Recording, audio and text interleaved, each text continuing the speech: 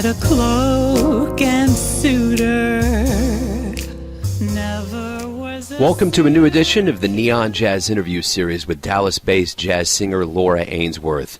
We had the honor to catch up with her again on the heels of her newest album, New Vintage, that debuted in August 2017. She also released her finest cuts on a vinyl LP and digital download called Top Shelf. Laura is always full of action and gives the crowd her patent blend of song and rhythm. We talked to her about her latest adventures, the new albums, and so much more. So please get to know her and dig this interview, my friends. Laura, it's great to talk with you again. Thank you for taking a minute out to talk with Neon Jazz. I appreciate it. Hi, Joe. I'm always glad to talk to you. Wonderful. Let's go ahead and dive right in here. You have a new album, The New Vintage, and you also have a companion vinyl that's a compilation of work called Top Shelf. So I want to talk to you about both of these. So I'm going to give the floor to you and kind of tell me what's been going on.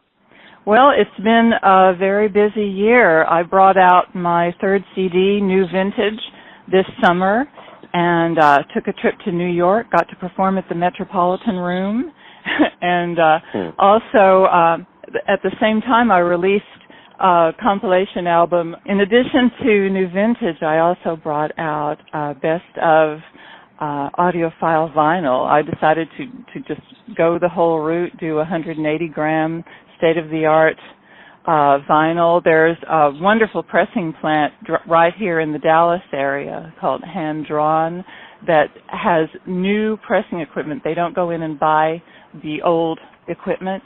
They actually have brand new, beautiful pressing equipment. So I was able to do this wonderful vinyl album right here in the Dallas area. And it's got my favorite 10 tracks on it from the 3 CDs that I've put out so far. Wonderful. Do you have a regular venue in Dallas that you go to, or you just kind of take it as it comes? Oh, definitely take it as it comes locally. It's funny about Dallas. You know, Dallas doesn't even have a real jazz radio station. Interesting. And there are a few jazz venues. It's funny to me because there are so many great jazz players in the Dallas area. In North Texas, the University of North Texas, I think had the first jazz program in America, university-level jazz program. And so people come from all around the world literally to study jazz at North Texas. We have these great players in the Dallas-Fort Worth area. So there's a really great jazz scene, but there aren't that many jazz venues here in town. In fact, some people have tried to start a few sort of jazz/cabaret supper club type places, and it's been difficult to get that going here.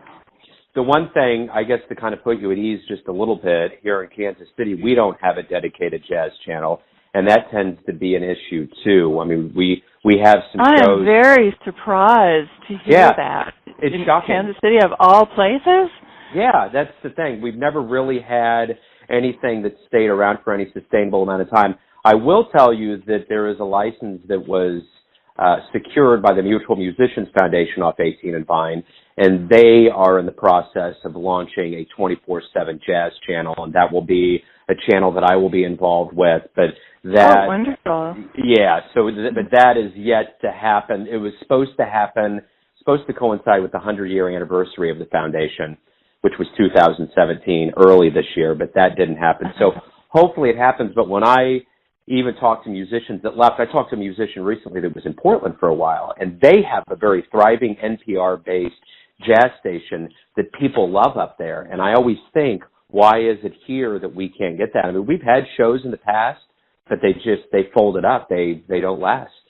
So It's very strange. But I guess on the one bright note, Green Lady, which is one of the biggest clubs here in town for jazz, they just launched their own radio station online, and they're playing music from all of the Kansas City artists. So that's a positive spoke of light right there. Oh, yeah.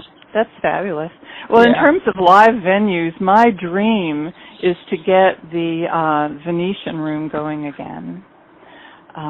That was the old traditional kind of classical supper club through all the years. I guess it closed in the 80s. My dad was in the house band for the Venetian Room in the 80s, and my mom and I used to go to see all of the legends come in and perform there. I got to see Mel Torme live, and just fabulous, fabulous entertainment. That's what I wish they would bring back. It's empty. It's in downtown Dallas, and I guess they use it occasionally for corporate banquets and things like that. But I've walked in there just to see what was going on a Friday night, and the vacuum cleaner will be going, and there's nothing going on there in the Fairmont Venetian Room. And I think that is what set my whole taste in music and entertainment, going there as a child and seeing that kind of entertainment. It's a big reason for why I do what I do now. Interesting. Well, things have a way of reviving themselves, and it would seem to me that might be a way to really revive the scene, so to speak. If something like that opened back up with the history of it, that would be that'd work some wonders for sure. Yeah, that's my dream. Yeah, so who else did you see since your dad had so many connections in the world of jazz? Oh, gosh, just about everybody came through. I even saw when Ella Fitzgerald was very old, probably one of her very last appearances, I can remember seeing her there. Interesting. And she could still barely get around. In fact, my dad, since he played in the band, he had all the inside scoop on all of these entertainers who came through, and he would tell us all stories about them. And he said Ella, I guess in her waning years, she would spend all of her time in her hotel room watching soap operas all day long. Yeah. That was her thing. She would just spend the whole day watching soap operas, and then she would come down the elevator and step on the stage and just come alive. Wow. With music. But let me ask you this. We're talking about kind of the temperature of jazz in this country, as far as radio is concerned and venues and desires to get more of this going. But let me ask you this generically, as a jazz musician in this country, how is jazz doing overall? How do you feel about it? I hear things that really disappoint me. I don't know if this is true or not, but I heard that Taylor Swift, just by herself, sells more records than all of jazz combined. Wow. The entire genre. Yeah. And I look at where popular music is going. We've just gone through the first round Grammy voting, and I'm a Grammy voter, and I look at the things that are nominated in the major categories, and I'm sorry. I think, am I really a part of this? This is music today. This is what gets radio airplay. This is what everybody is streaming now. But the one thing that's always amazed me, and I guess this is my question too, and I ask it a lot, seems to me that the popular masses may get tired of this manufactured music, this music that's not curated by artists, but curated by business people. Do you think that we're going to get back to that era that your dad was in, and that, really had this vintage notion of jazz? Do you think we'll ever get back to that and people will really pick it back up again? There's definitely a backlash, and you can go online and find anything.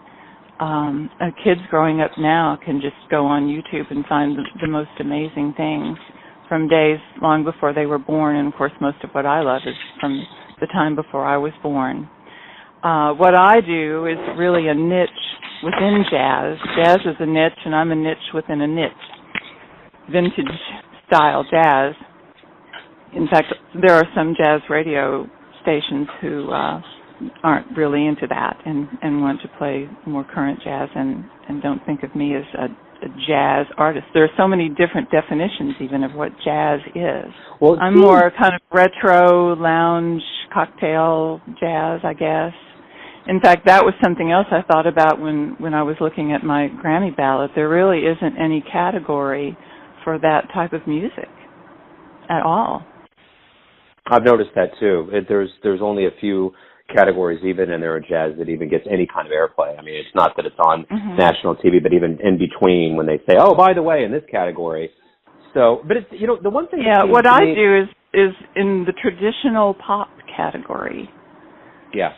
It's not even a part of jazz. And there are all kinds of things in that category. But, the thing that seems to me is, though, especially with the youth, when they grab a hold of kind of the vintage jazz, and I remember when swing kind of came back in the late 90s, there was kind of a revival of that. It seems to me that when the youth get a hold of what you're doing and even these vintage eras that kind of get retold in modern day, that they dig it and they want it. Do you sense that? I do. The era that you're talking about, the little trend there for a while, it came and then sort of went away, but I think it's come back. I think it is working its way back. I think younger people now are so culturally deprived that when they find something good like this, they tend to grab onto it. Some of them just desperately grab onto it. I have a niece who loves Bing Crosby, just loves him. So there's hope. Yeah, absolutely. I agree. I think there's a lot of hope. Let's leave off on that notion of hope. Laura, thank you for talking about the new material. Thank you for catching us up with what's been going on, and good luck with everything. Well, thank you so much, Joe. Thanks for listening and tuning in to yet another Neon Jazz interview, where we give you a bit of insight into the finest players in Dallas, Kansas City, and spots all over the world, giving fans all that jazz. And thanks to Laura for her time and her music. If you want to hear more interviews, go to Famous Interviews with Joe Domino on the iTunes Store. Visit Neon Jazz at youtube.com. And for everything Neon Jazz, go to the neonjazz.blogspot.com. Until next time, enjoy the jazz, my friends. Keep 'em guessing, 'cause that's how I got my start.